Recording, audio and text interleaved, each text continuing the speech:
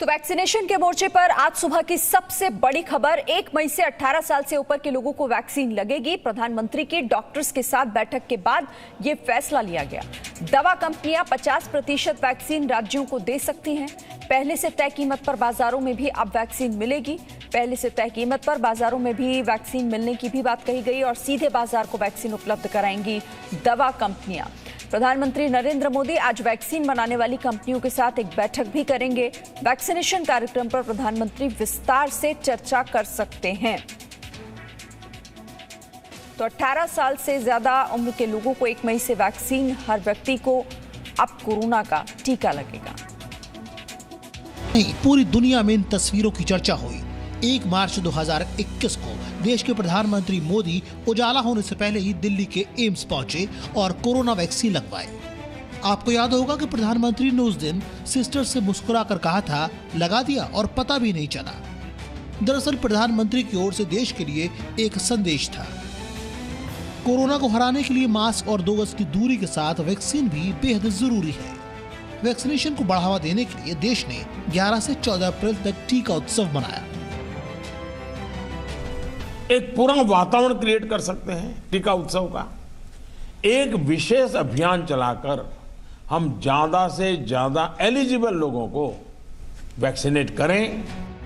देश में corona virus संक्रमण के बढ़ते हालात के बीच सोमवार को प्रधानमंत्री मोदी ने दवा कंपनियों और टॉप डॉक्टर्स के साथ बैठक की। इस दौरान पीएम मोदी ने कहा कि सरकार की कोशिश है कि भारत में ज्यादा से ज्यादा लोगों को जल्द वैक्सीन लगे। बैठक के दौरान वैक्सीनेशन के लिए नए मानकों को मंजूरी दी गई। बैठक के बाद केंद्र सरकार ने देश में वैक्सीनेशन के तीसरे चरण की शुरुआत की। इसके तहत 1 मई 2021 से देश में 18 साल से अधिक उम्र के सभी लोग कोविड-19 वैक्सीन लगवाने के पात्र होंगे।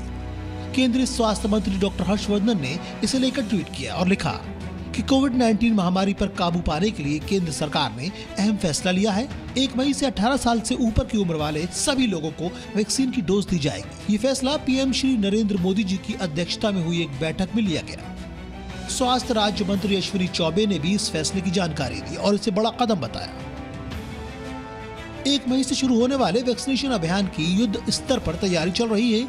सरकार इस मुद्दे पर जल्द ही डिटेल्ड गाइडलाइंस जारी करेगी और वैक्सीनेशन से जुड़े हर सवाल का जवाब भी मिल जाएगा।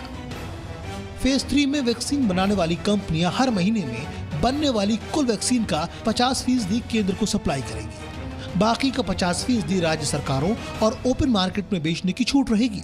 यानी राज्य सरकारें दवा कंपनी से सीधे वैक्सीन खरीद पाएंगी और दवा कंपनियां खुले बाजार में भी वैक्सीन बेचेंगी। लोगों के पास वैक्सीन चुनने का विकल्प भी रहेगा। फार्मा कंपनियां कुल उत्पादन की 50% डोज पहले से तय कीमत पर राज्य सरकारों को बेचेगी। फिलहाल वैक्सीन की कीमत तय नहीं है, इस पर जल्दी फैसला लिया जाएगा। वैक्सीनेशन के लिए कोविन के जरिए रजिस्ट्रेशन पहले की तरह जरूरी रहेगा। खास बात यह है कि 45 साल से ज्यादा उम्र के लोगों के लिए मुफ्त सरकारी वैक्सीन जारी रहेगी। देश में वैक्सीनेशन के तीसरे चरण के अभियान की घोषणा के बाद विपक्ष की पार्टियों ने इसका श्रेय लेना शुरू कर दिया। मध्य प्रदेश कांग्रेस ने इसे राहुल गांधी की सलाह पर लिया गया कदम बताया, तो शिवसेना नेता प्रियंका चतुर्वेदी ने भी दावा किया कि उन्होंने इस फैसले की मांग की थी। बहरहाल देश में कोरोना के खिलाफ वैक्सीनेशन सबसे बड़ा हथियार बनने जा रहा है।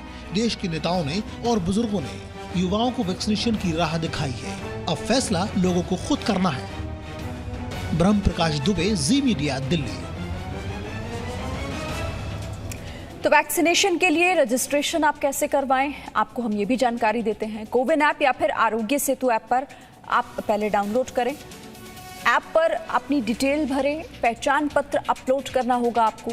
ऑन साइट रजिस्ट्रेशन की सुविधा भी वहां उपलब्ध रहेगी। आधार, वोटर आईडी, पासपोर्ट जैसे कार्ड जरूरी होंगे अगर आप रजिस्ट्रेशन करवाना चाहते हैं तो। उसके बाद ही आपका वैक्सीनेशन होगा।